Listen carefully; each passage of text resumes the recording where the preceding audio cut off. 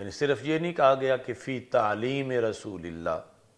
یا فی کلام رسول اللہ یا فی قیام رسول اللہ فی قعود رسول اللہ، تو اس کو یعنی مطلقاً رکھا گیا، اور اس کو وقت کے لحاظ سے بھی فی نہار رسول اللہ فی لیل رسول اللہ، کہ رسول پاک صلی اللہ علیہ وسلم کی ہر گھڑی میں اور ہر کام میں، ہر کیفیت میں، ہر حالت میں تمہارے لیے بہترین نمونہ موجود ہے۔ تو عام کوئی انسان معلم ہے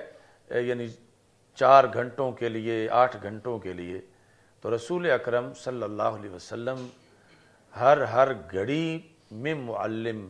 ہیں، اور وہ تعلیم ہمہ جہت تعلیم ہے۔ 24 گھنٹوں میں مثلاً عشاء کے بعد ہم دیکھیں تو بخاری شریف کی حدیث شریف ہے کہ رسول اکرم صلی اللہ علیہ وسلم نے عشاء کی نماز پڑھائی، اور یہ ظاہری حیات کا یعنی آخری سال تھے۔ تو جب آپ نے سلام پھیرا تو آپ نے صحابہ سے گفتگو کی، فرمایا فإن رأس مئات سنہ منها لا يبقى ممن هو على ظہر الارض احد، کہ آج کے بعد جب 1 صدی مکمل گزر جائے گی تو اس وقت جتنے لوگ روئے زمین پر زندہ ہیں ان میں سے کوئی بھی اس وقت زندہ نہیں ہوگا، یعنی سارے دنیا سے چلے جائیں گے۔ سارے دنیا سے جو آج اس وقت زندہ ہیں وہ یعنی اپنی عمر گزرتے گزرتے بالآخر سب رخصت ہو چکے ہوں گے، اور پھر ان کی آگے اولادیں یا ان اولادوں کی اولادیں جو ہیں وہ موجود ہوں گی۔ تو یہ یعنی وقت ہے عشاء کے بعد کا، اور اس میں بھی رسول اکرم صلی اللہ علیہ وسلم کی طرف سے تعلیم دی جا رہی ہے۔ ایسے ہی یعنی دن رات کا کوئی بھی وقت اگر ہم سیرت سے تلاش کرنا چاہیں تو اس میں بہت سے ایسے دلائل اور مواد جو ہیں وہ موجود ہے۔ مثلا آدھی رات گزر چکی ہے تو رسول پاک صلی اللہ علیہ وسلم اس وقت بھی معلم ہیں۔ اس کے لحاظ سے بھی صحیح بخاری شریف میں حدیث شریف ہے، حضرت انس رضی اللہ تعالیٰ عنہ کہتے ہیں کہ ہم نے نبی اکرم صلی اللہ علیہ وسلم کا انتظار کیا، یعنی اس دن عشاء کی نماز روٹین کے مطابق نہیں پڑھی گئی بلکہ اس کی مؤخر کیا گیا، تو انتظار کرتے کرتے یہاں تک کہ آدھی رات گزر گئی، اور اس کے بعد نبی اکرم صلی اللہ علیہ وسلم تشریف لائے۔ فخطبنا، تو سرکار نے ہمیں آ کے خطبہ دیا، فرما الا ان الناس قد صلوا ثم رقدوا، کہ لوگوں نے تو نماز پڑھ لی اور سو گئے، یعنی مدینہ منورہ میں جو باقی مساجد میں نمازی تھے انہوں نے نماز پڑھ لی اور سو گئے۔ وَإِنَّكُمْ لَمْ تَزَالُوا فِي صَلَاةٍ مَنْ تَزَرْتُمُ الصَّلَاةَ، اور تم جو مسجد نبوی شریف میں نماز عشاء کے انتظار میں اتنے گھنٹوں سے بیٹھے ہوئے ہو، تو تم یہ سارے جو وقت جتنا بھی گزرا ہے یہ سارا وقت تمہارا نماز میں ہی گزرا ہے، چونکہ انتظار نماز میں گزرا ہے تو انتظار صلاۃ بھی صلاۃ ہے۔ تو اب یہ یعنی ادھر رات آدھی گزر چکی ہے اور ادھر رسول اکرم صلی اللہ علیہ وسلم کی طرف سے تعلیم کا سلسلہ جاری ہے۔ ایسے ہی رسول پاک صلی اللہ علیہ وسلم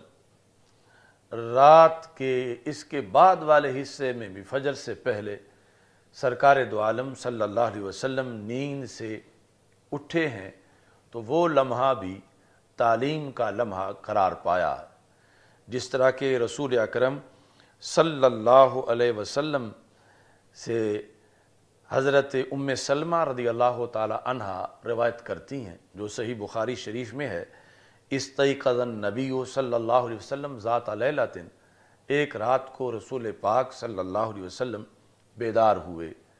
فقال سبحان اللہ ماذا انزل اللیلۃ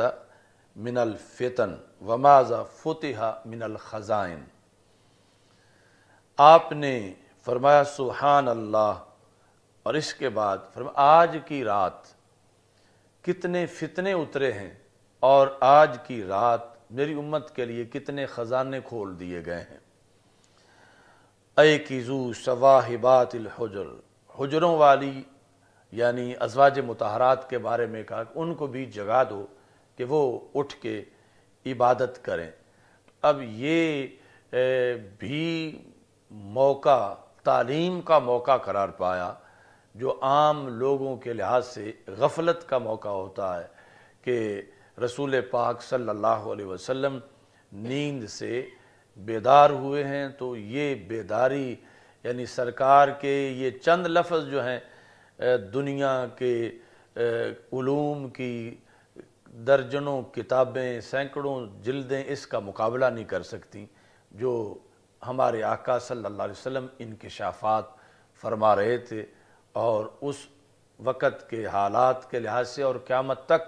جو امت کو ضرورت تھی اس کے لحاظ سے گفتگو فرما رہے تھے۔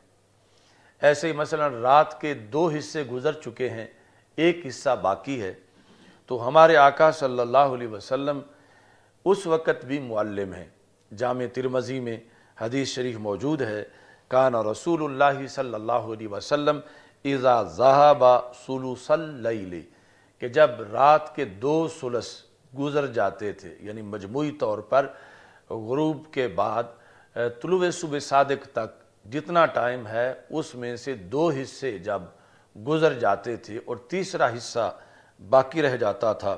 تو قام، رسول پاک صلی اللہ علیہ وسلم قیام فرماتے تھے، اور اس وقت بھی آپ درس دیتے تھے، یعنی لوگوں سے گفتگو میں یا ایھا الناس اذکروا اللہ اذکروا اللہ، اے لوگو اللہ کا ذکر کرو، اے لوگو اللہ کا ذکر کرو، یعنی 2 حصے رات گزر چکی ہے اور تیسرا حصہ باقی ہے، اور نبی اکرم صلی اللہ علیہ وسلم اس وقت بھی اپنی طرف سے تعلیم کا فریضہ سر انجام دے رہے ہیں۔ تو ایسے ذخیرہ حدیث سے یعنی ہر لمحے کے لحاظ سے ہر موسم میں، وہ گرمی ہو یا سردی ہو،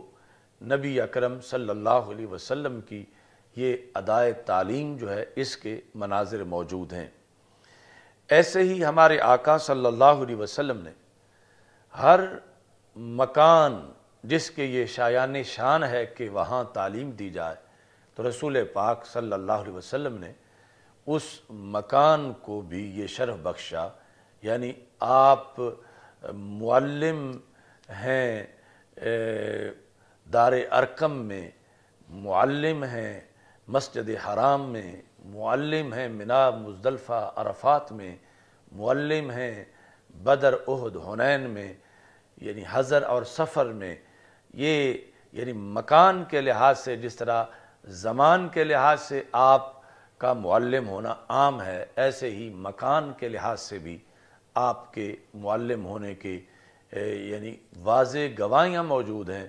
یعنی یہ صرف ایک خیالی بات نہیں بلکہ حقیقت میں ایسے خطبات ہر جگہ کے لحاظ سے موجود ہیں۔ مثلا ہمارے آقا صلی اللہ علیہ وسلم جس وقت مسجد نبوی شریف میں تشریف فرما ہوتے ہیں تو امام بخاری نے پورا باب لکھا، باب ذکر العلم والفتیہ فی المسجد، کہ فتویٰ دینا اور تعلیم دینا مسجد کے اندر۔ اور اس کے علاوہ مثلا منا میں ہیں تو حضرت عبداللہ بن عمر بن عاص کہتے ہیں کہ ان رسول اللہ صلی اللہ علیہ وسلم وقف فی حجۃ الوداع بمنا للناس یسألونہ، کہ لوگ اپنا اپنا سوال لے کر کھڑے تھے، سرکار درمیان میں ٹھہرے ہوئے تھے اور لوگوں کے سوالوں کا جواب دے رہے تھے، یعنی مینا کے میدان میں بھی گویا کہ کلاس لگی ہوئی تھی اور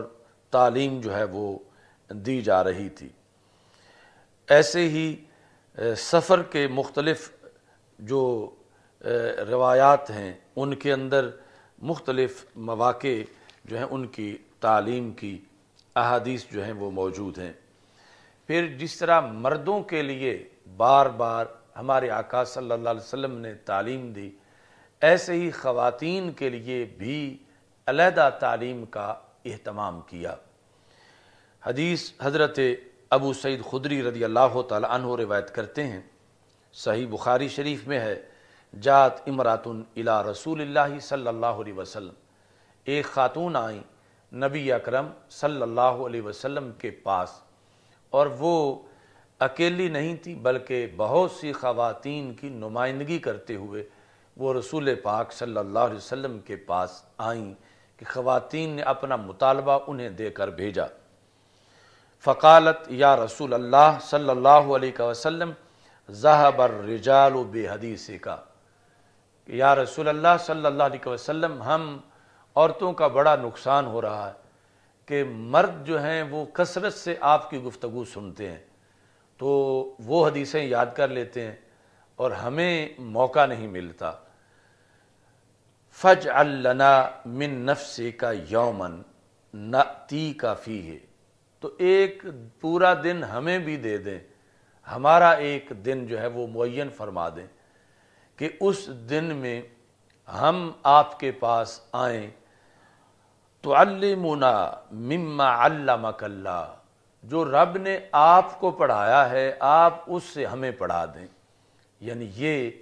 اس خاتون نے آ کر نبی اکرم صلی اللہ علیہ وسلم سے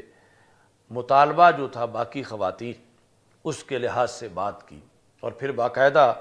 رسول اکرم صلی اللہ علیہ وسلم نے ان کو ٹائم دیا اور فرمایا اجتماعنا فی یوم قضا و قضا فی مکان قضا و قضا، کہ فلاں مکان میں فلاں دن تم ساری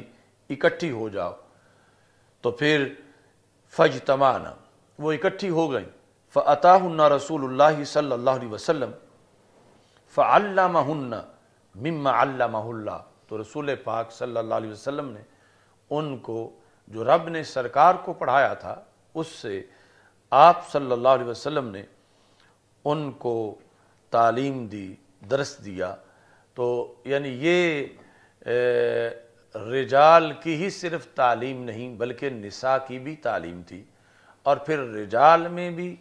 وہ بچے ہیں، وہ قریب البلوغ ہیں، وہ ادھیڑ عمر کے ہیں، وہ بوڑھے ہیں، یعنی سب کو یہ ایسی درسگاہ تھی کہ جہاں یعنی عمر کی کوئی قید نہیں تھی، بلکہ جو جس عمر میں بھی آ رہا تھا رسول اکرم صلی اللہ علیہ وسلم اس کو تعلیم دے رہے تھے۔ اور پھر یعنی ایک ایک محفل میں جسے نبی اکرم صلی اللہ علیہ وسلم کے پاس بیٹھنے کا شرف ملا تو بعد والے کروڑوں کتابوں سے بھی وہ نہیں پا سکتے جو رسول اکرم صلی اللہ علیہ وسلم کی طرف سے چند لمحوں میں صحابہ کرام رضی اللہ تعالی عنہم کو عطا کر دیا جاتا تھا۔ نبی اکرم صلی اللہ علیہ وسلم کی تدریس کے لحاظ سے ہمارے آقا صلی اللہ علیہ وسلم نے پھر اس میں اپنے اہل بیت اطہار رضی اللہ تعالی عنہم، صحابہ کرام رضی اللہ تعالی عنہم، اور جو مختلف وفود آتے تھے ان کو، اور جو بدو دور دراز سے آ جاتے تھے، ہر ایک کے معیار کے مطابق رسول اکرم صلی اللہ علیہ وسلم اسے محظوظ فرماتے تھے۔ اہل کے لحاظ سے حضرت ام سلمہ رضی اللہ تعالی عنہا کہتی ہیں علمنی رسول اللہ صلی اللہ علیہ وسلم ان اقول عند اذان المغرب، مجھے رسول پاک صلی اللہ علیہ وسلم نے یہ تعلیم دی۔ اب حضرت ام سلمہ رضی اللہ تعالی عنہا ام المومنین ہیں، رسول اکرم صلی اللہ علیہ وسلم کی زوجہ محترمہ ہیں، تو وہاں بھی یعنی تعلیم کا سلسلہ جاری کیا۔ علمنی رسول اللہ صلی اللہ علیہ وسلم، مجھے اللہ کے رسول علیہ الصلاۃ والسلام نے یہ تعلیم دی